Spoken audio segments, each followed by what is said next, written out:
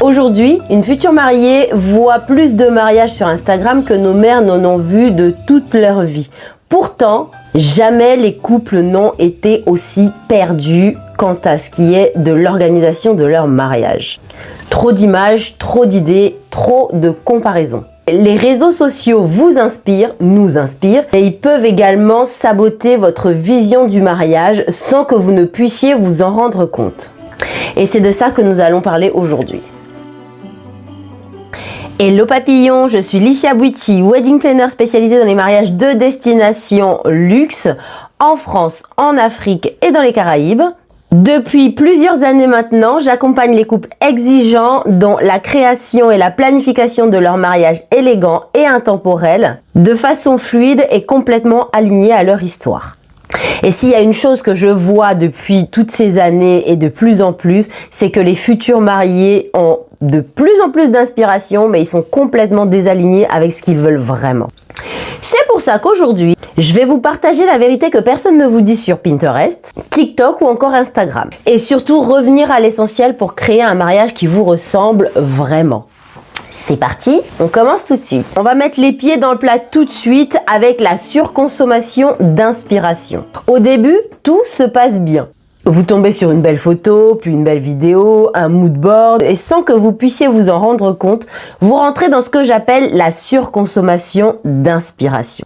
Clairement, on arrive à l'étape où vous ne vous inspirez plus pour votre mariage, vous n'inspirez plus ce que vous voulez incarner lors de votre mariage, mais ce sont les réseaux sociaux qui dictent ce à quoi votre mariage devrait ressembler. Et là, 3 choses commencent à se produire. 1. Vous commencez à vous comparer. La deuxième chose qui arrive souvent, c'est qu'ensuite, vous commencez à douter de vos propres envies. Et 3, la conséquence la plus flagrante, vous voulez d'un mariage qui n'est plus du tout le vôtre.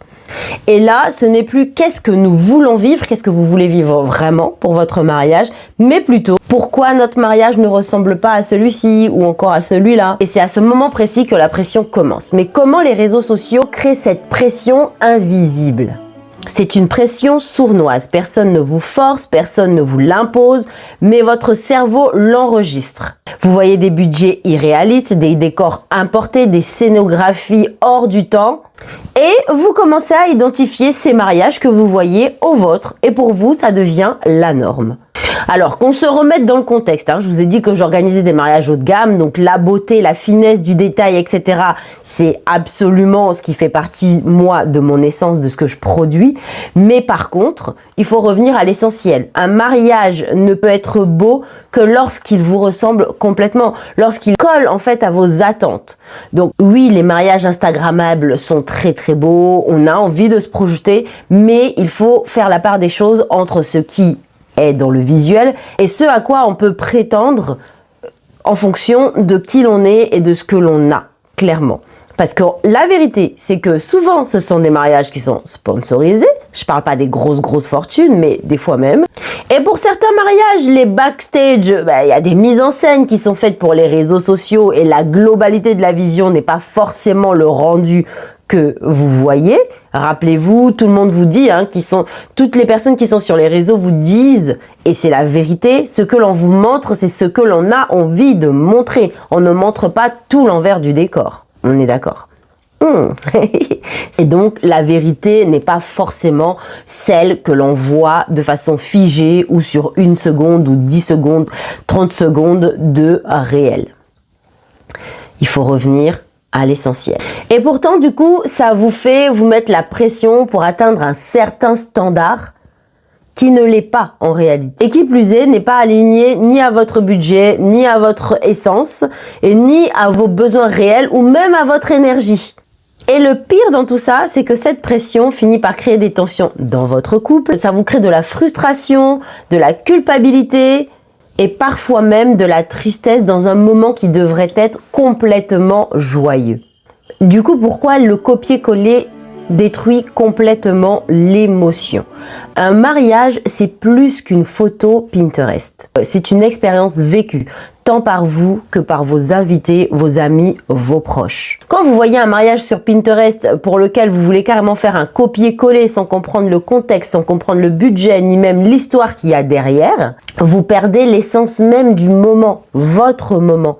Il y a une phrase que j'aime bien me répéter, c'est que l'émotion ne naît pas de la perfection, elle naît de l'authenticité. Je peux vous dire clairement, les plus beaux mariages que j'ai réalisés ne sont pas forcément ceux avec un budget astronomique, mais c'est plutôt ceux qui avaient une histoire derrière toute la scénographie, derrière leur histoire de couple, derrière la réalisation de cette journée qui est censée être mémorable à vie. C'était ceux où chaque choix faisait sens, ceux qui racontaient une histoire, un début de leur relation, une histoire particulière pendant les préparatifs, leur originalité, d'où ils proviennent, quelles sont leurs aspirations. Tout ça, c'est ce qui fait qu'un mariage est unique, mémorable et dont on se souviendra encore et encore. Chaque détail raconte une histoire et ça, aucun algorithme ne peut l'offrir, qu'on soit bien d'accord. Maintenant que je vous ai dit tout ça, il faudrait savoir comment on fait pour revenir à l'essentiel, comment on fait pour organiser un mariage qui nous ressemble, qui soit beau, mais surtout qui ne ressemble à aucun autre, bien qu'on s'inspire tous de tout, forcément, on vit dans une société de surconsommation en général, mais comment s'approprier des codes qui collent à vous, votre essence et votre image, vos besoins, clairement, vos aspirations, et en faire un mariage inoubliable. Premièrement, il faut se libérer de cette pression. Mais comment on fait? Je vais vous partager ici 3 fondations qui font un mariage aligné. En 1, on peut citer l'intention avant l'esthétique. Si tu me suis depuis le début de cette chaîne, je vous dis qu'il faut avoir une vision. Donc, il faut déjà penser son mariage avant de pouvoir le matérialiser. Qu'est-ce que vous voulez?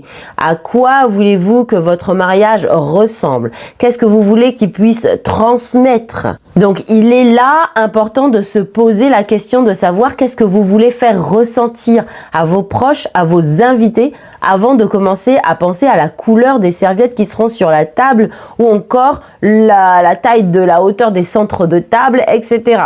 Ni même la forme de votre robe. Déjà, le ressenti. Qu'est-ce que vous voulez transmettre? En deuxième point, il faut remettre au centre vos valeurs avant les tendances. Qu'est-ce qui vous fait vibrer? Qu'est-ce que vous voulez mettre dans votre mariage qui vous ressemble? Est-ce que pour vous, le plus important, c'est l'intimité, la spiritualité, la fête, l'élégance, la transmission, la culture, etc. Qu'est-ce que vous voulez que vos invités se disent en repensant à votre mariage? Voilà, l'émotion qui va rester lors des reminiscences, quand les gens vont se souvenir en fait de ce qu'a été votre mariage.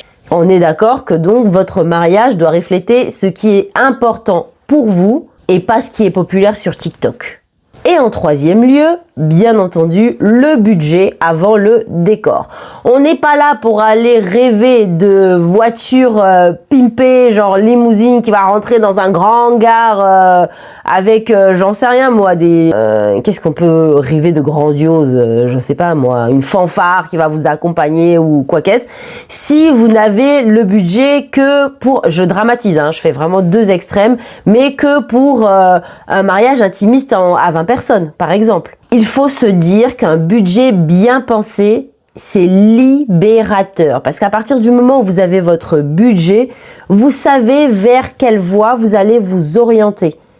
Et l'allocation des ressources sera plus fluide et plus sereine pour vous lors des préparatifs. À partir de ce moment, vous serez plus libre, plus serein et non frustré, enfermé dans des choses que dont vous ne savez même pas si vous avez la capacité de réaliser ou pas, en fait. Un budget réaliste pour un mariage réussi et une planification sereine. C'est ce que je vous martèle tous les jours.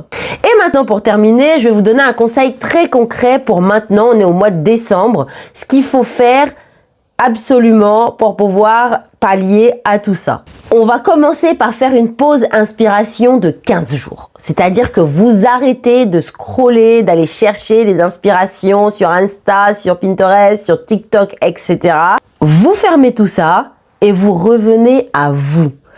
Pour les jeunes femmes, les futures mariées, rentrez en vous et regardez comment vous rêviez de vous en robe de mariée quand vous étiez petite fille, par exemple. Repartez dans votre tête, prenez un carnet et écrivez comment vous visualisez votre jour J, ce que vous aimez, ce que vous voulez voir, ce que vous voudriez ressentir ce jour-là. Écrivez-le et vous verrez que votre mariage va se dessiner tout seul.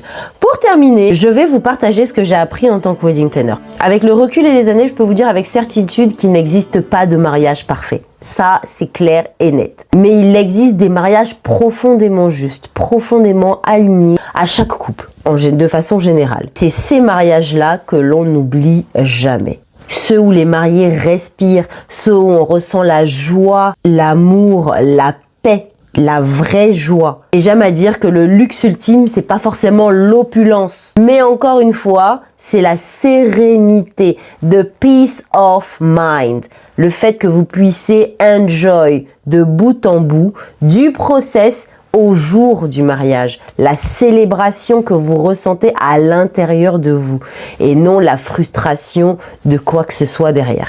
J'espère que j'ai été assez claire et que je vous ai un petit peu enlevé toute cette pression, ou en tout cas donné des pistes pour vous enlever cette pression et revenir à l'essentiel. Si cette vidéo vous a plu et qu'elle vous a parlé, c'est que vous êtes sûrement à un tournant de réflexion quant à l'organisation de votre mariage qui va arriver bientôt ou qui est en train de se passer. Et si vous souhaitez un mariage bien planifié, aligné avec vos valeurs, élégant, fluide et sans surcharge mentale, je vous invite à réserver un appel confidentiel gratuit pour une découverte avec moi. Link in the description below.